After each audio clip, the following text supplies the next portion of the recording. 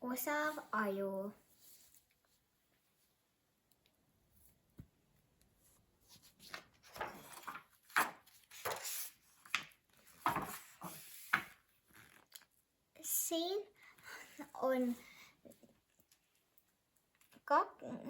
Siin on 9 peatükki ning sissejuhatus.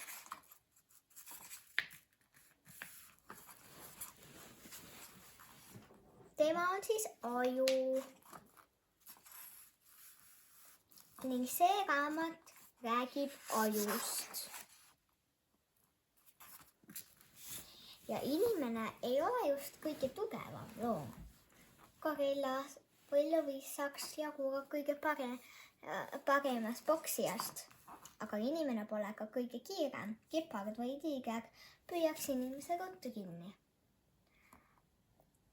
Aga me oleme osavama ajuga. Seetõttu on gorillad, lõvid, tiigrid, gepardid ja ahvid loomaaias sel ajal, kui inimesed raamatuid loevad. Ja meie aju ei saa osavaks iseenesest. See lehekülg räägib sellest, et kuidas saada osavaks. Tegelikkuses võib osavaks saada mitut moodi, olla võib ka mitut moodi. Näiteks võib olla osav spordis või laulmises või matemaatikas. Või võib olla hoopis kehalises, näiteks kehaline suhteliselt sama asi, mis sport.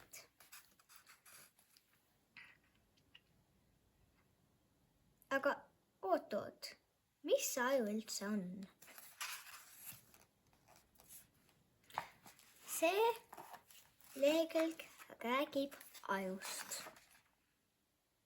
Nii, ning siin see aju siis treenib ennast, tuleb välja, kui harjutada. 1 ja 2. Päris raske, saan hakkama. 21 korda veel.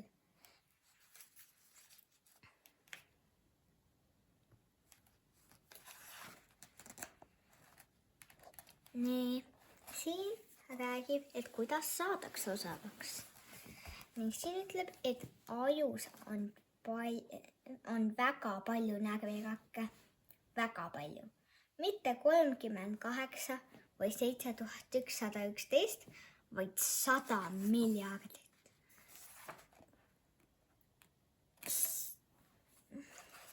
100. Seda on päris palju. Näiteks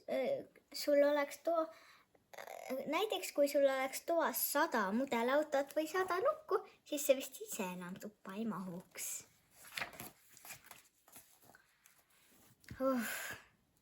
See on 1 miljon, juba päris palju. Kas sul on kodus 1 miljon legotükki? Isegi nende ülelugemine oleks keerukas. Kujuta ette 1, 2, 3, 4, 5, 6, 7, 8, 9, 10 ja nii peaksid veel lugema 1 miljon korda. Kas viitsiksid? Näiteks kui peaksid joonistama 1 miljon täppi, vajaksid tegelikult elutoa põrandat. Ning need täpid oleks kõik üksteise kõrval. Need täpid oleksid küll ikka päris tillukesed, sest muidu need lihtsalt ära ei mahu. Ära seda palun kodus proovi. Ja 1 miljon täppi kustutamine. Aga ajus on 100 miljonit närvirakku. Jah, 1 miljoni täppi kustutamine elutoa põrandalt võib osutuda päris raskeks.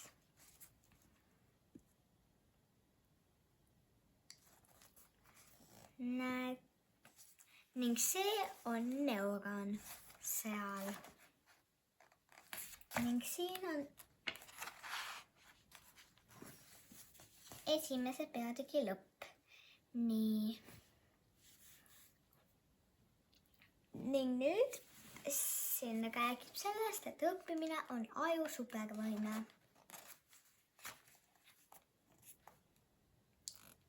Ajus on väga palju närvirakke. Aju on ka plastiline. Ajus on rohkem neuroneid kui täppe, miljonit täppi sisaldavas toas ja aju on tähtis. Kõik need on teadmise tükid.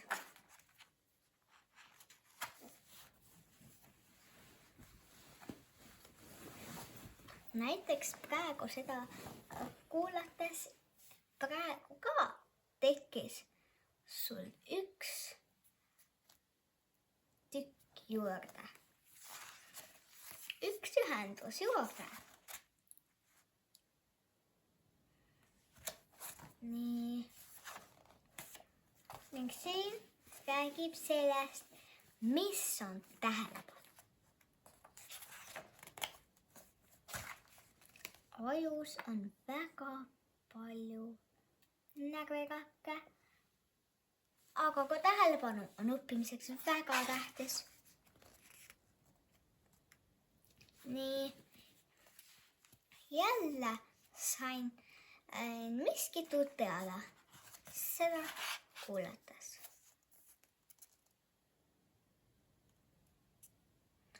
Nii. Häda on sellest, et tähelepanu pole üldse lihtne hoida. Meie ümber on tähelepanureeglid. Et seda proovida, mängime järgmist mängu. Kui sul on, pane tööle telekas.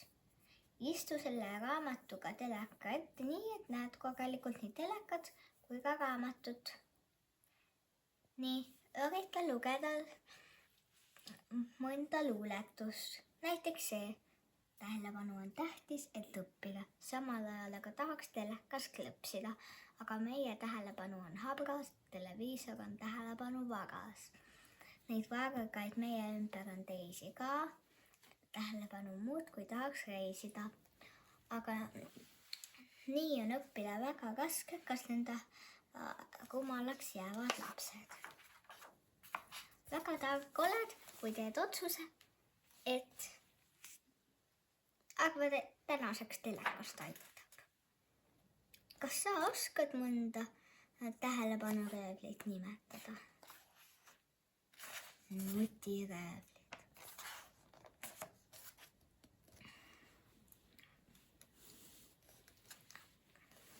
Kui sa natuke iga päev oled arvutis, siis ei tee see midagi hullu. Kui sa aga väga kaua mängid näiteks Minecrafti või Robloxi, siis neid mängida on mõnus, aga see, et mängida on mõnus, ei tähenda, et see on ka ajule hea. Nagu ka YouTube võtavad mängud aega ja röövivad tähelepanu. Vahel tekib sükene tunne, et tahaks päev otsa olla arvutis ning YouTube'is ringi surfata.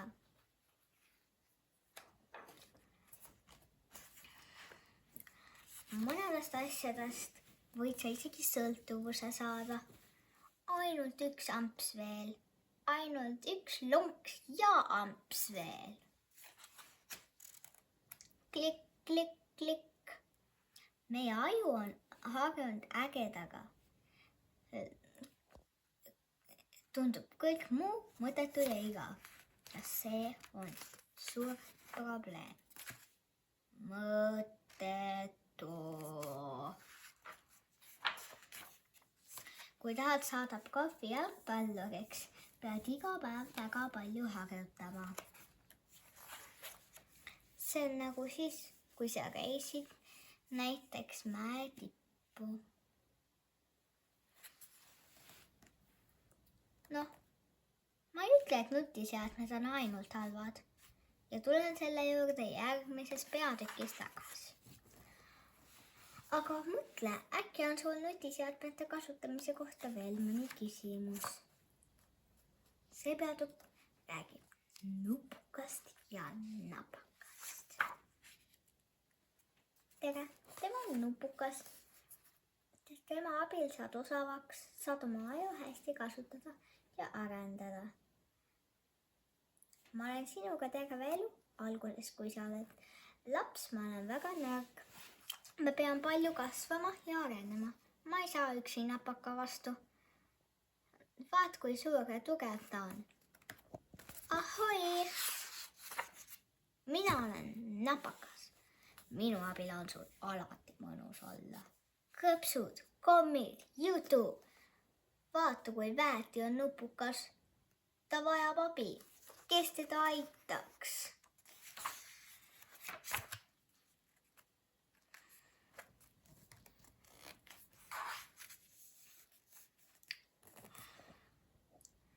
Nupukas saab tagasi juhi positsiooni. Kui tahme saada osavaks ja targaks, peame õppima napakat pidurdama. Näiteks kui ütled ei nutiseadmele, on see juba suur tegu. Aga unusta, et nupukas areneb just siis, kui on natuke raske.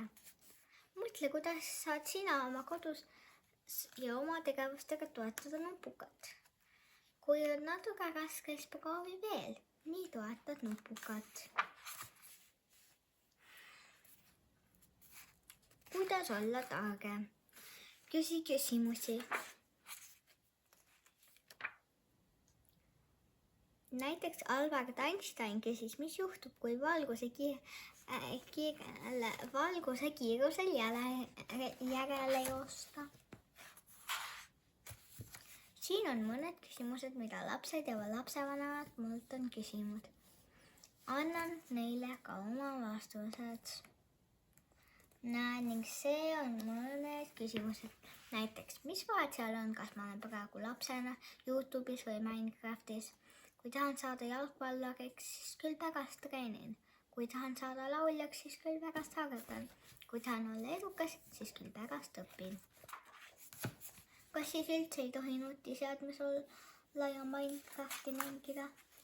Aga ma tahan saada maailma parimaks YouTuberiks. Siis ei ole see ju raisatud aeg. Kas nutiseadmed on alati halvad? Millal anda lapsele nutiseade? Mida teha, kui nutiseadme kasutusega on juba mure?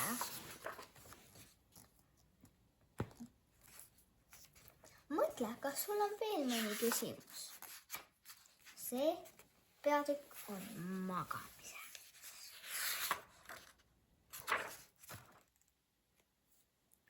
Miks peab unne vajuma ja keskkonnast vaimselt eralduma? Üks võimalus on, et uni on hind, mille peame maksma aju plastilisuse eest.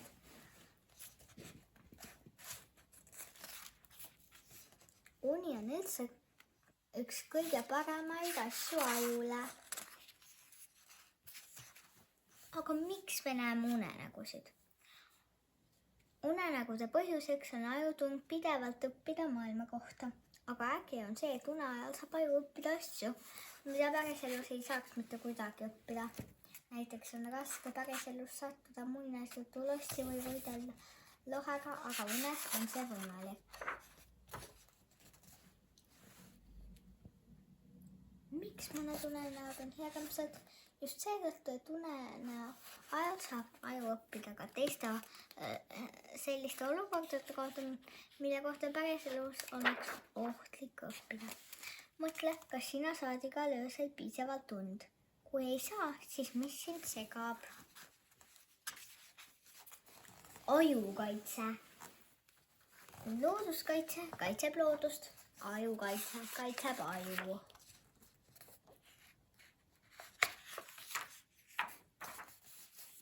Näide heast mõttest. Ma üritan alati kõigi vastu sõbralik olla.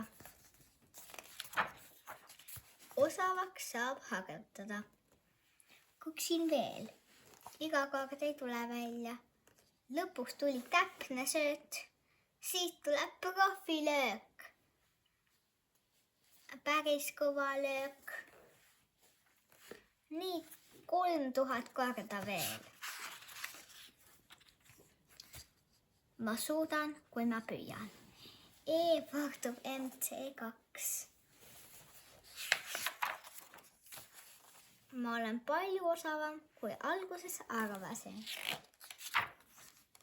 Aga samade teemadega on seotud ka halbu mõtteid. Kui tahad midagi õppida, siis on kõik võimalik.